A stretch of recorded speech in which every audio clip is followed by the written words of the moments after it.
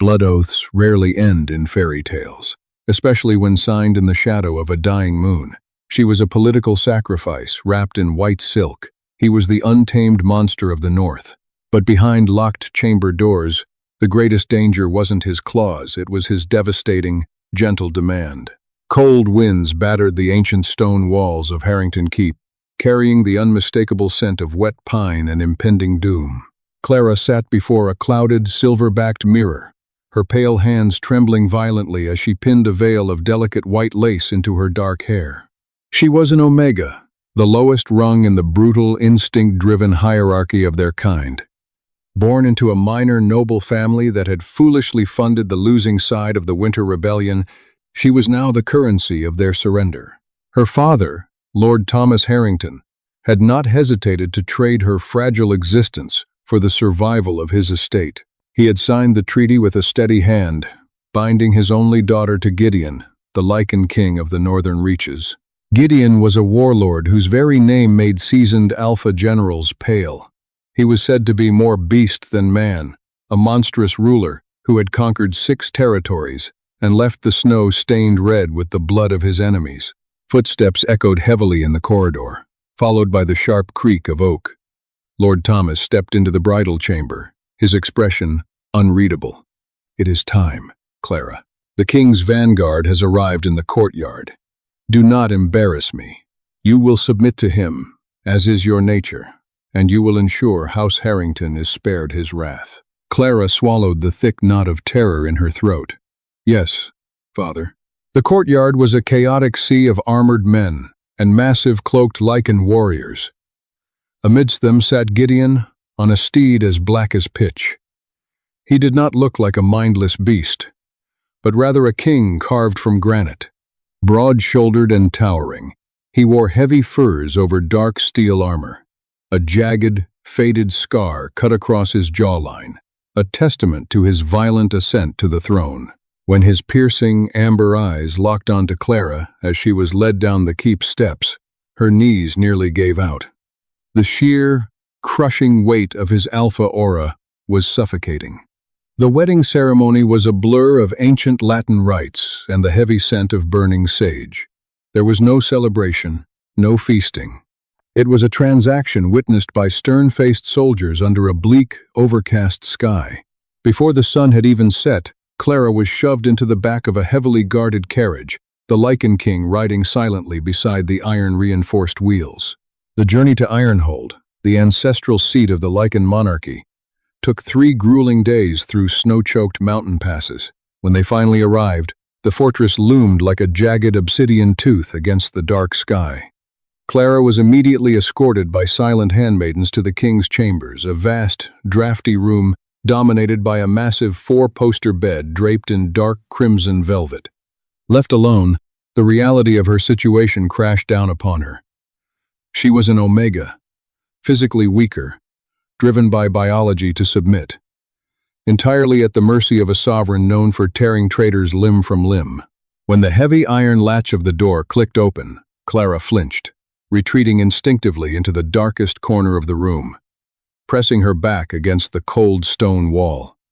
Gideon stepped inside.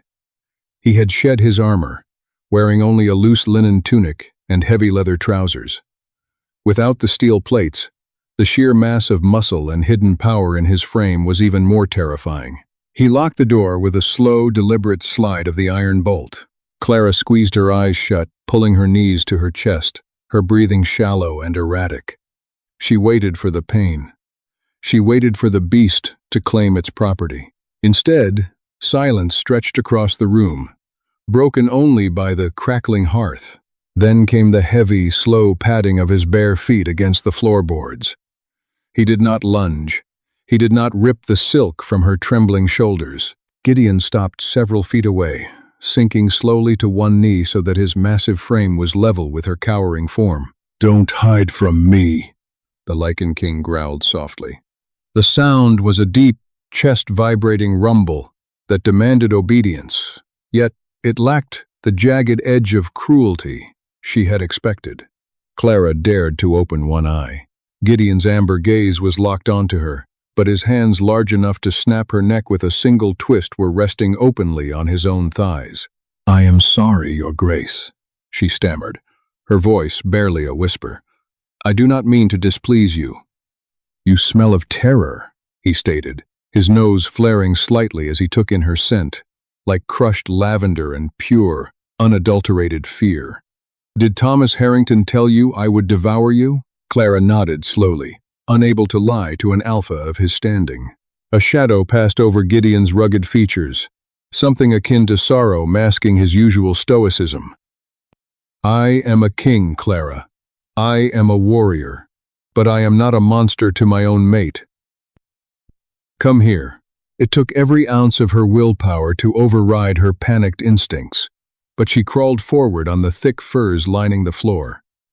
When she was within arm's reach, she squeezed her eyes shut again. Gideon reached out, his calloused fingers gently brushing a stray curl of dark hair behind her ear. His touch was startlingly warm, surprisingly tender.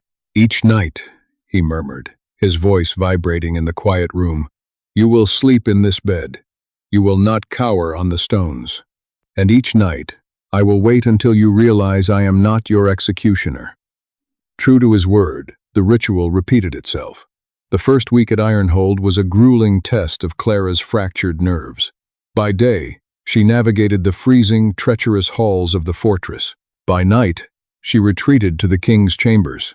Every evening, the instinct to shrink away, to hide from the overwhelming presence of the Lycan King, would seize her. And every evening, Gideon would find her, lower his massive frame, and gently command, "Don't hide from me." Slowly, the icy dread in Clara's chest began to thaw. She learned that Gideon preferred the heat of a roaring fire, that he read ancient military treatises in the dead of night, and that his brutal reputation was a necessary shield to keep a fractured kingdom from spiraling into civil war. In the quiet darkness of their chambers, they forged an unspoken truce. She allowed him to hold her. He allowed her to see the weary, heavily burdened man beneath the crown. But outside those chambers, Ironhold was a viper's nest. The king's inner circle deeply resented the presence of an Omega Queen, particularly one from a disgraced, traitorous family. Lady Catherine, a high-ranking beta from the influential House of York, made no secret of her disdain. Catherine had long believed she would be chosen as Gideon's mate to solidify the northern alliances. "You are a fragile little bird in a den of wolves," Catherine whispered to Clara one afternoon in the courtyard, her smile tight and poisonous. "Enjoy his bed while you can. A king needs strong heirs, not weak, shivering Omegas who faint at the sight of blood." Clara kept her chin high, though Catherine's words stung. She was accompanied only by Sir Richard, a grizzled, silent guard Gideon had assigned to her. Richard was fiercely loyal to the king, and by extension, protective of Clara. It was Richard who first noticed the anomaly. "My lady," Sir Richard muttered quietly as they walked the parapets overlooking the snow-covered valleys. "You must be careful. The king's health. It has been failing, and there are whispers." Clara stopped, turning to the old knight, her heart hammering. "Failing? Gideon is the strongest alpha in the realm. What whispers, Richard?" "Whispers that you are a curse, that Lord Thomas sent you not as a bride, but as an assassin." Clara laughed nervously, though fear coiled in her stomach. "I have no weapons. I have barely left the keep." But Richard's warning haunted her. Over the next fortnight, she noticed the subtle changes in her husband. Gideon's amber eyes, usually so bright and piercing, looked clouded. His skin was pale beneath his tan, and his chest-rattling growls had turned into suppressed, painful coughs. He was hiding it from the court, projecting strength during the day, but at night, in the sanctuary of their room, he would collapse onto the mattress, his skin burning with unnatural fever. One night, as Clara sponged cold water over Gideon's burning forehead, he caught her wrist. His grip was weak, a terrifying realization for her. "Do not fret, little bird," he rasped, his eyes half closed. "It is merely the toll of the winter." "You are burning from the inside out, Gideon," she pleaded, tears pricking her eyes. She realized in that moment how deeply she had come to care for the gruff, terrifying king who had offered her nothing but gentleness. The next morning, while Gideon was in a council meeting he could barely stand for, Clara searched their chambers, desperate for answers. She tore through their linens, inspected the food trays, and finally, she looked at her own belongings. When she had left Harrington Keep, her mother had pressed a small, ornately carved wooden box into her hands. "Scent-masking oils, my sweet," her mother had whispered, with tear-filled eyes. "To calm the beast, rub it on your wrists and neck every night before he comes to you. It will make your omega scent less offensive to him." Clara had used it religiously, terrified of displeasing Gideon. With trembling hands, she retrieved the small crystal vial from her vanity. She unstoppered it, sniffing the fragrant lavender and chamomile. But beneath the floral notes, there was something else, a sharp, metallic tang that made the back of her throat burn. Suddenly, the door to the bedchamber swung open. Sir Henry, the captain of the guard and Lady Catherine's brother, strode in, accompanied by 4 armed soldiers. "Take her," Henry commanded, his hand resting on the pommel of his sword. "What is the meaning of this?" Clara demanded, stepping back as the soldiers advanced. "You are under arrest for high treason and the attempted murder of the Lycan King," Henry sneered, snatching the vial from her hand. He held it up to the light. "Silver ash, a slow-acting poison, completely untraceable until it builds up in a Lycan's bloodstream. Inhaling it night after night would bring down even the strongest alpha." Clara's world tilted on its axis. Her own family. Lord Thomas had not surrendered. He had weaponized his own daughter. Knowing Gideon's close proximity to her would be his undoing. She had been poisoning the man she was falling in love with, night after night, every time he leaned in close, to whisper those comforting words to her. "I didn't know," Clara screamed, fighting against the heavy hands of the soldiers who grabbed her arms. "I swear I didn't know." "Save your lies for the executioner, Omega," Henry spat. "The king has collapsed in the council room. He is dying, and you will burn at the stake before the sun sets." As they dragged her through the freezing stone corridors, Clara's mind raced. Sir Henry looked entirely too triumphant. If Gideon died, the kingdom would fall into the hands of the military, into Henry's hands. Had her father plotted this alone, or was Henry part of the betrayal? She was thrown into the dungeon, the heavy iron door slamming shut, leaving her in absolute darkness. For the first time in her life, the trembling Omega did not cower. Instead, Clara rose to her feet, wiping the tears from her face. She had to escape. She had to save Gideon, even if it cost her her own life. The dungeon of Ironhold was a suffocating tomb of damp stone, smelling of rusted iron, rotting straw, and centuries of forgotten despair. Clara sat huddled on the freezing floor, her thin dress offering no protection against the biting chill that seeped into her bones. The heavy oak door had slammed shut hours ago, leaving her in absolute, terrifying darkness. Her mind, however, was a blazing inferno of panic and realization. Her father, Lord Thomas, had played the ultimate, cowardly game of chess, using her as a poisoned pawn. Every time she had applied the scented oils to mask her Omega nature, she had been delivering a lethal dose of silver ash directly into the lungs of the only man who had shown her genuine mercy. Gideon was dying, and the kingdom was poised to fall into the greedy, violent hands of Sir Henry and Lady Catherine. "I will not let him die," Clara whispered to the empty dark, her voice trembling but laced with a newfound, desperate iron. She was an Omega, biologically wired to submit, but the bond she had unconsciously formed with the Lycan King was pulling at her very soul. It was a visceral, physical ache in her chest. Suddenly, the grinding scrape of a heavy iron bolt echoed through the corridor. Clara scrambled back against the wall as the door swung open, revealing a flickering torch. Standing in the doorway was not the executioner, but Sir Richard. The grizzled old knight was breathing heavily, a dark cloak draped over his armor, holding a ring of stolen iron keys. "Quietly, my lady," Richard grunted, stepping inside and pulling her to her feet. "We have very little time. Henry has already locked down the upper wings and confined the royal physicians to their quarters. He plans to announce the king's passing before sunrise." "Richard, the oils they were laced with silver ash," Clara choked out, tears of frustration spilling down her cheeks. "I didn't know. I swear it upon my life." "I know you didn't, child," Richard said, his rough hand pushing a heavy woolen cloak over her trembling shoulders. "I searched the chambers of Dr. Jonathan Hale, the court's chief apothecary, after Henry arrested you. According to Hale's private ledger's documents that history will one day show were funded entirely by Lady Catherine's estate, the silver ash was smuggled into your family's keep months before the wedding. It was a joint conspiracy. They used your father's cowardice and Catherine's ambition to orchestrate a coup." Clara's blood ran cold at the mention of the real, private conspiracy documented in Dr. Hale's ledgers. "Is there a cure? There must be something to reverse it." "There is," Richard said, leading her out of the cell and down a narrow, forgotten servants' corridor that smelled of mildew. "But it is not found in any apothecary's vial.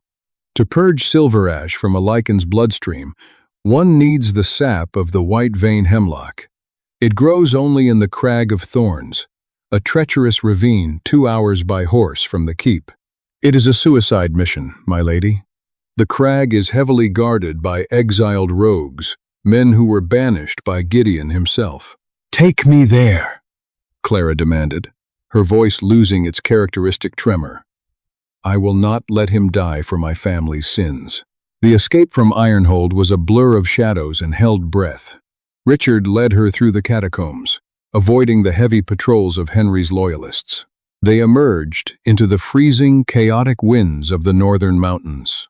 Richard had hidden 2 sturdy mountain ponies in a dense thicket of pines. The ride to the Crag of Thorns was agonizing. The wind howled like a wounded animal, biting through Clara's cloak and freezing her tears to her cheeks. She clung to the saddle, her muscles screaming in protest, driven only by the memory of Gideon's amber eyes and his gentle, rumbling voice, asking her not to hide from him. He had protected her. Now, she had to protect him. When they reached the edge of the ravine, the moon broke through the dense clouds, casting a skeletal silver light over the jagged rocks. Below them, a treacherous path wound down into a deep, shadows-choked gorge. "The flora grows near the geothermal vents at the bottom," Richard whispered, drawing his broadsword. "Stay close behind me, Clara. Do not make a sound. The rogues down here are feral. They have lost their humanity to the wilderness." They descended carefully, the rocks slick with ice. The air grew warmer as they neared the bottom, heavy with the smell of sulfur and wet earth. Amidst the jagged stones, glowing faintly in the moonlight, were the pale, translucent leaves of the white vein hemlock. Clara rushed forward, dropping to her knees. With trembling, numb fingers, she used a small dagger Richard had given her to slice the thick stem of the plant. A thick, pearlescent sap oozed from the wound. She scrambled to collect it in a small leather flask. "I have it," she breathed, a spark of hope igniting in her chest. A low, guttural snarl shattered the silence. From the shadows of the rocks emerged 3 massive, mangy wolves. Their eyes were devoid of reason, completely consumed by the feral madness of exile. But before the beasts could leap, the sharp twang of crossbows echoed off the canyon walls. The feral wolves dropped, silver bolts protruding from their necks. Clara gasped, looking up toward the ridge. Standing there, bathed in moonlight, were 6 of Henry's elite guards, led by a ruthless mercenary named Captain Reynolds. "Did you truly think Sir Henry wouldn't notice the old dog slipping away from the kennel?" Reynolds sneered, tossing his crossbow aside and drawing his steel. "Kill the knight. Bring the Omega back. We need her to burn at the stake tomorrow to legitimize the new king's reign." "Run! Clara!" Richard roared. The old knight didn't hesitate. He charged forward, his broadsword clashing violently against the mercenary's steel. "Richard, no!" Clara screamed, Go! Save the king! Richard bellowed, parrying a lethal blow but taking a shallow cut to his shoulder. Run! Driven by sheer, unadulterated terror and the weight of the flask in her hand, Clara scrambled up the steep, hidden goat path on the opposite side of the ravine. She heard the sickening clash of metal, the shouts of men, and the final, heavy thud of a body falling to the dirt. Tears blinded her as she reached the top of the ridge, throwing herself onto her pony's back. She didn't look back. She couldn't. She rode like a demon through the night, the white vein sap burning like a beacon of hope against her chest. Dawn was threatening to break, painting the bruised sky in violent shades of purple and crimson, when Clara finally dragged herself back through the hidden catacombs of Ironhold. She was covered in mud, her hands were bleeding from the rains, and she was dangerously exhausted. But the fires of rebellion burned fiercely in her usually docile Omega heart. The keep was eerily quiet. Too quiet. As she slipped through the servants' passages toward the royal wing, she could hear the distant, echoing murmurs of the nobility gathering in the great hall. Henry was preparing to make his announcement. Clara reached the heavy oak doors of the king's bedchamber. Only one guard stood outside, a young, terrified-looking boy who had clearly been left behind while the seasoned soldiers attended the coup.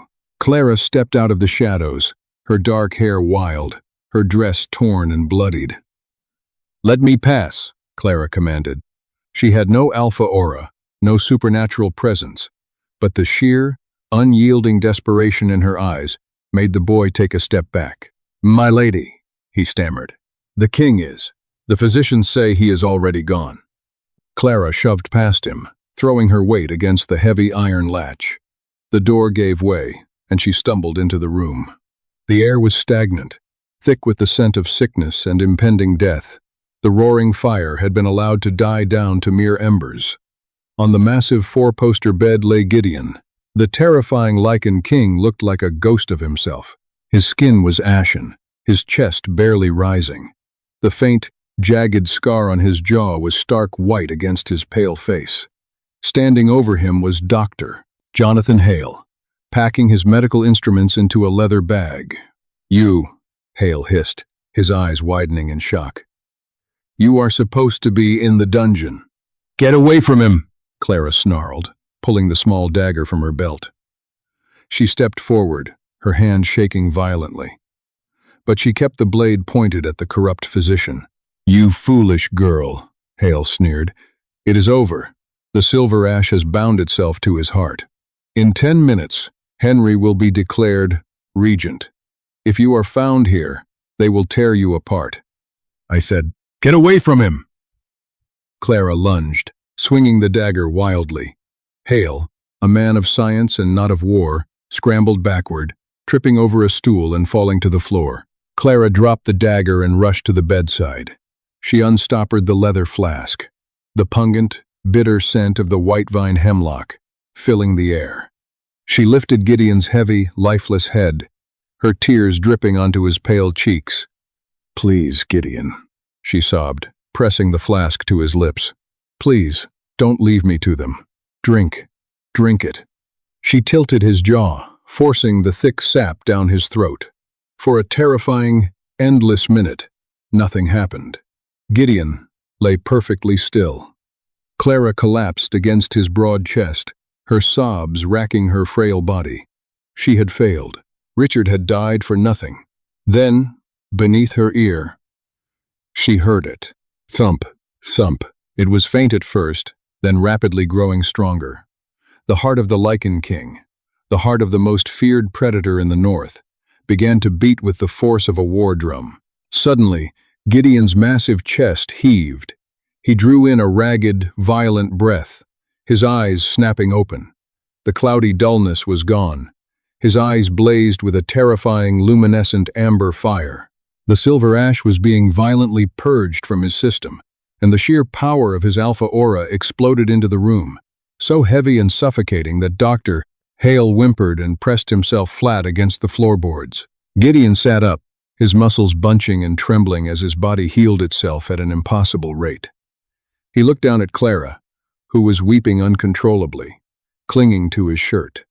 "Clara," he rasped, his voice sounding like two boulders grinding together. He reached out, his massive hands gently framing her tear-streaked face. He took in her bruised wrists, her torn clothes, the smell of blood and ice that clung to her. "Who did this to you?" The question was quiet, but it vibrated with a lethal, world-ending fury. "Henry," she sobbed. "And Catherine. They poisoned you, Gideon. They used me to do it. They killed Sir Richard." A low, terrifying growl began deep within Gideon's chest. It was not the gentle rumble he used to comfort her in the dark. It was the sound of the monster the North feared, waking up from a deep slumber. "Stay behind me, little bird," Gideon commanded, standing up from the bed. He didn't bother to dress in his armor. He grabbed a massive broadsword from the mantel. Down in the great hall, Sir Henry stood before the assembled nobles, Lady Catherine by his side, looking victorious. "It is with a heavy heart," Henry projected his voice across the room, "that I announce the passing of our king. Betrayed by his Omega bride, he has succumbed to poison. As his second in command, I claim the mantle of regent." Before anyone could kneel, the massive oak doors of the great hall exploded inward, the thick wood splintering like twigs. The entire hall froze in absolute terror. Standing in the doorway, drenched in the morning light, was King Gideon. His amber eyes burned with homicidal rage, his chest heaving, the broadsword in his hand dripping with the blood of the traitorous guards he had slaughtered in the corridor. Behind his massive frame stood Clara, no longer a cowering Omega, but a queen, shielded by the ultimate predator. "Henry," Gideon's voice boomed, rattling the stained glass windows. "You have touched my mate. You have betrayed your crown." "Kill him!" Henry shrieked in panic, drawing his sword and shoving his men forward. "He is weak!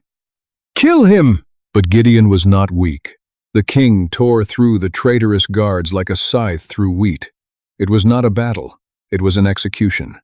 Within moments, the floor was slick with blood, and Gideon had Henry pinned to the stone by his throat, lifting the treacherous knight entirely off his feet. With one brutal, sickening twist, Henry's neck snapped. Lady Catherine fell to her knees, screaming for mercy, only to be dragged away by the loyalist guards who had finally rallied behind their resurrected king. The hall fell into a dead, terrified silence.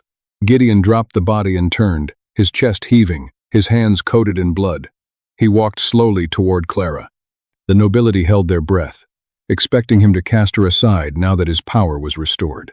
Instead, Gideon dropped his bloody sword. He sank to one knee before her, right in the center of the great hall, bowing his head in front of his entire court. "You braved the crag of thorns. You faced death to save a monster," Gideon murmured, taking her small, trembling hand in his massive, blood-stained one. "I am forever yours, Clara. Not just as your king, but as your equal." Clara smiled through her tears, stepping forward to press her forehead against his. "Don't hide from me, Gideon," she whispered back. According to the private, sealed letters of Lady Margaret Cavendish, discovered centuries later in the royal archives, that morning marked the end of the Lycan King's reign of terror and the beginning of the Golden Era. They ruled together, the terrifying Alpha and his fearless Omega, proving that even the most brutal monsters can be tamed by a love forged in the dark. Did Clara's ultimate sacrifice steal your breath away? Love and betrayal in the Lycan courts never fail to keep us on the edge of our seats. If you want to dive deeper into more thrilling, secretive lore and steamy fantasy romance, smash that like